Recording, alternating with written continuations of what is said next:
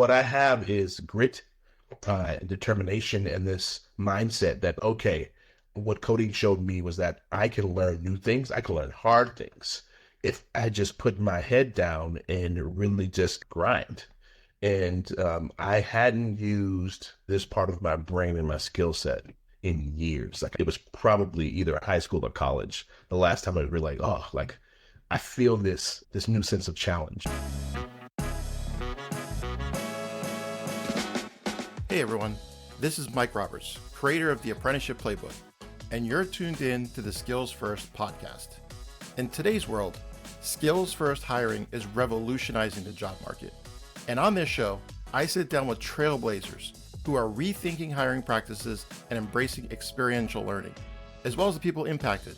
Follow along as we dive into tips, innovative ideas, and proven strategies to help you navigate and thrive in the evolving landscape of modern apprenticeships. When you're ready, if you could tell me who you are and what is it that you do?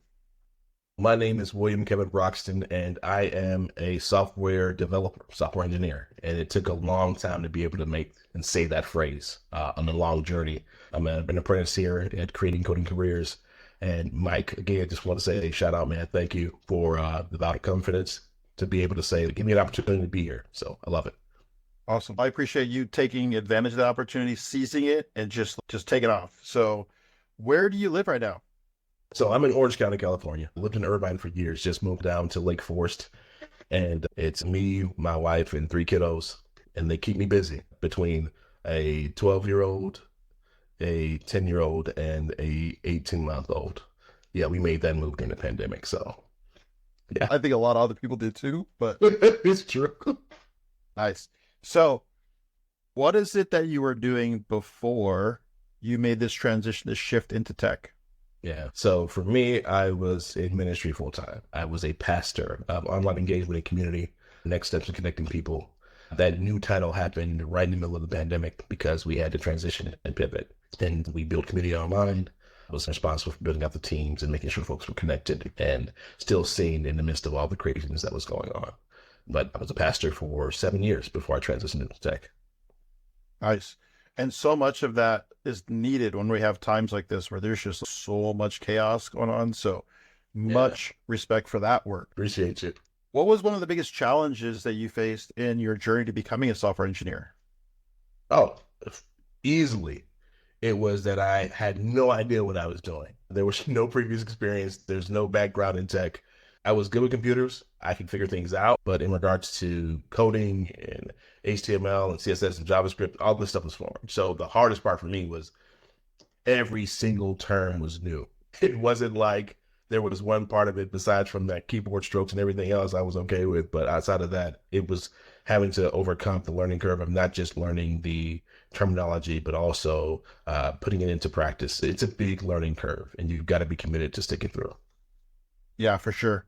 And yeah, kudos to go. I'm always in admiration of people that go from 0 to 60 versus the people that are like, I dabbled in it for 6 months and then gave up and then tried again for a little while. Like for people that just get after it and I'm going to make this work. Like I know it's like you said, it's a massive amount of work to just load all that in your brain and make any of it make any sense. Like what you're describing sounds like wisdom to me. If I could do it in hindsight, I definitely would have tried doing some stuff on the side first before just diving in head first.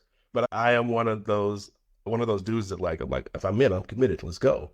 I think the scariest part for me was like, I thought I was really good as a pastor. I was really good at my job. And so for me to walk away from something that I felt confident in, something that I knew how to do, something that I felt like I excelled in, that was the scariest part. To start over and be like, actually, I'm going to walk into this place and I'm going to look like hot garbage and have to start from square one and be okay with going through that transition and being okay with people asking a ton of questions and not knowing things the first and second times and having to do more research and spending more time than other people might have to do. But the only way I made that was because my wife and I had a plan. And I think during the pandemic, a lot of things like shifted and became clear. And there's something about having a third kid looking at you like, oh, you're going to want to go to college too, huh?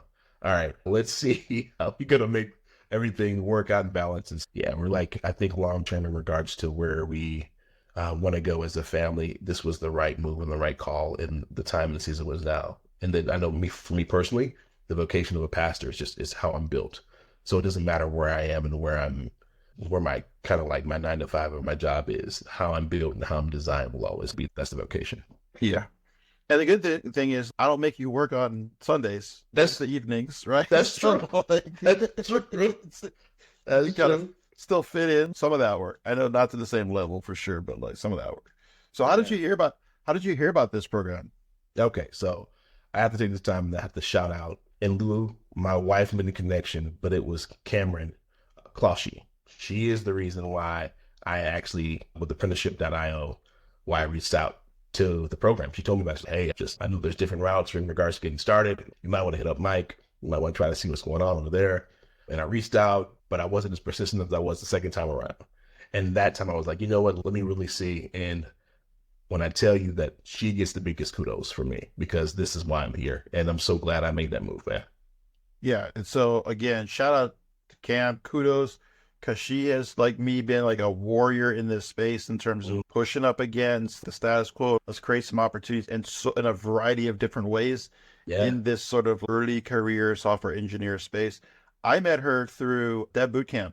So that was one of the programs that came to San Diego. And I think she was with Dev Bootcamp, or there's some tangential connection there. That's when we met way back.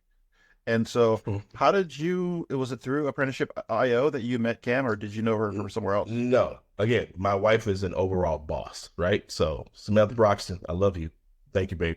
She's in everything, doing everything. So she had the connection already. You need to talk to Cam. And I was like, all right, let's do it.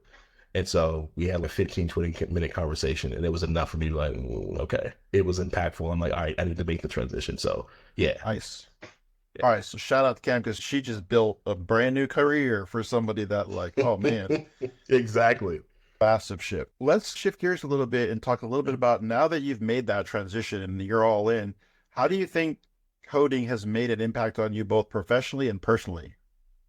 So I know professionally, I've found like this new wind. I think the thing about being in a career that you're used to and you've got some experiences is that some things, because you've done it for so long, you have so much experience as a part of like autopilot to it, that you just know what to do and what to navigate and how to deal with certain situations. I have none of that now. What I have is grit, determination, and this mindset that, okay, what coding showed me was that I can learn new things. I can learn hard things if I just put my head down and really just grind. And I hadn't used this part of my brain and my skill set in years. Like it was probably either high school or college the last time I was really like, oh, like I feel this new sense of challenge. And so that's what it's done for me. I think that was actually more personally. I think professionally, it's allowed me to network with some really cool people and talk to folks that are eclectic and have backgrounds that aren't just in tech, that didn't just get their CS degree and graduate from there, that actually like, oh, like they're musicians like me, or they've got other things that they're passionate about, and they see this as another way to be impactful and creative. For me, I was trained to do full stack in the program that we went through with creating coding careers. But my bread and butter, what I love, what I'll spend hours doing is front end stuff. So that's what I really love and enjoy the most. I'll play with CSS for hours and make tweaks and changes and adjustments and research and look. Yeah. I don't play with CSS the same kind of way. I wrestle with it for hours, but that's a different story. One thing I want to pull out a little bit that you mentioned at the beginning is that idea and concept of almost like surprising your own self with your capacity to learn after you've just been in that space of comfort.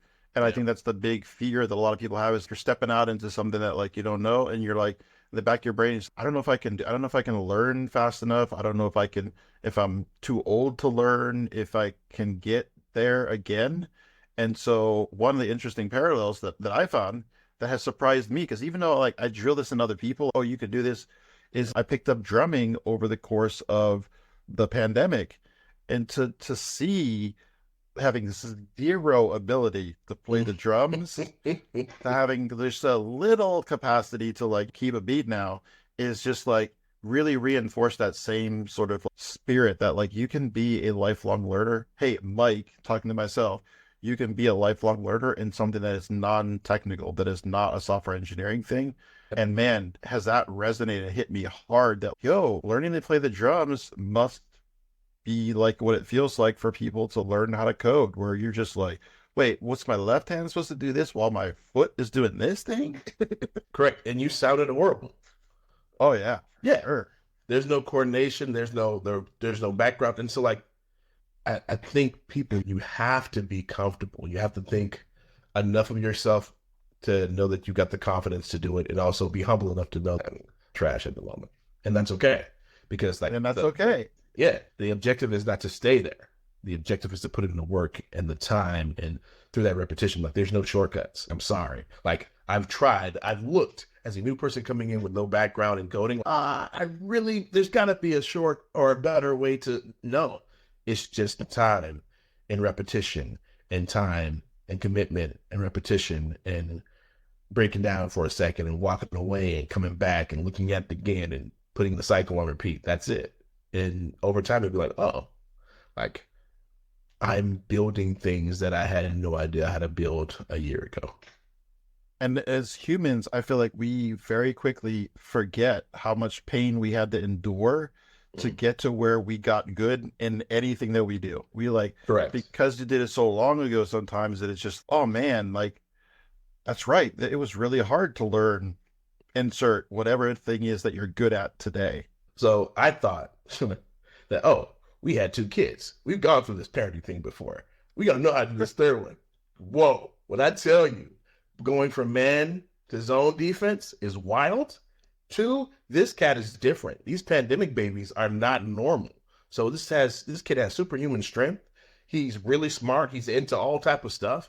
And what it challenged me is, oh, at the same time, while like realizing like, oh, there's things that I'm actually better at now that I can handle now. And as an older parent that I had no capacity with, I've got wisdom now, but I had a whole bunch of like strength and stamina back then. So these late nights and him crying is killing me as compared to what was going on before. But I also watched this little kid that went from barely being able to like sit up and then hold his head up to start crawling around. And now he's walking and pulling things. And I'm like, oh no, like I watched them struggle with each one of those steps. And now once he's got it, he's killing those steps and adding onto his skill sets. Like the process didn't change. As humans, we're still doing that same thing with different skills and tools that we pick up along the way. Absolutely. So now that you've grown so much, what do you look forward to professionally? What's the next sort of milestone or like thing that you're reaching towards these days? There's a couple of different things. I think the main thing for me is I'm really looking forward to this convergence of passions and skill sets, like the things that I am really good at with the soft skills and what I take from there, and being able to sit and do mobbing sessions and make sure that we're all on the same page. And then long term, being able to get the corresponding compensation for all of that work and commitment putting together. I know this is the long game that I am playing, and I'm playing it because of my kids. I'm playing it because I know what it's like to have parents. Like for me, my father was a carpenter and a minister of music, and my mother was a teacher. And so because of that, I had access to tips and stuff with music for my dad, and with education and how to study and things for my mom. And now my kids have a mother who's in digital product management and a father who is working as a software engineer and who has a background in pastoral things. And they'll have access to all of that knowledge because we're in these spaces now. And I think that for me was the biggest thing, was like being able to say, hey, for my kids, they're going to be able to walk into rooms and have conversations that I couldn't have at their age because they're already exposed to it. Man, you're just dropping so many little nuggets, so much gold in them hills. Man, I like it. I like it. So tell me, what's the last new thing that you learned? Because we talked a lot about lifelong learning. Yeah. What's the last new thing that you picked up?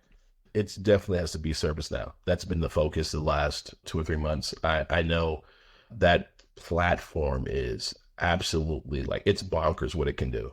The depth and the breadth of what it provides for its partners and its clients. And for me, it's been diving into that in my current capacity, working as a teaching assistant with ServiceNow, with their Skill Bridge Next Gen program, which has been a complete, I don't know, I consider it an honor for me to be able to serve our service men and women who are transitioning out of the military into tech, and veterans and their spouses that are doing the same. And so it's been a deep dive into ServiceNow platforms and putting my head down and trying to put in this work for getting this certification for the CSA to be a certified service administrator for ServiceNow. And then there's a bunch of other certs that come after that. And so that's where that's where my focus has been and will continue to be for the next few months. Nice. And I got to give it to you. Everything I heard so far is that you're crushing it over there at ServiceNow, and shout out to ServiceNow, great partners, huge supporters of the apprenticeship patterns. Yeah, absolutely. All right. Last question. Most important. Okay. What's your favorite snack? Okay. So I'm a movie guy. So I can live off of like buttered popcorn and Raisinets. And then like an old school favorite snack that is not wife approved at all, because she's all organic and green living. But if you were to sneak me a pack of honey roasted peanuts, we might be best friends. Wow. First of all, how is honey roasted peanuts like on the banned list? Like, Okay. What's the negative substance in that? It's called, it's tons. It's honey roasted peanuts that's coming. And it's like peanuts out of all the movements. Is that really what I want to eat? I should be eating almonds or everything else. But yeah, no, that's all right. That's home. Fair enough, but it is a great snack, so I will definitely see if I can sneak you a little can. I appreciate you, man. Well, thanks, Will. I appreciate you coming on the program. Mike, it's been a pleasure. Thank you.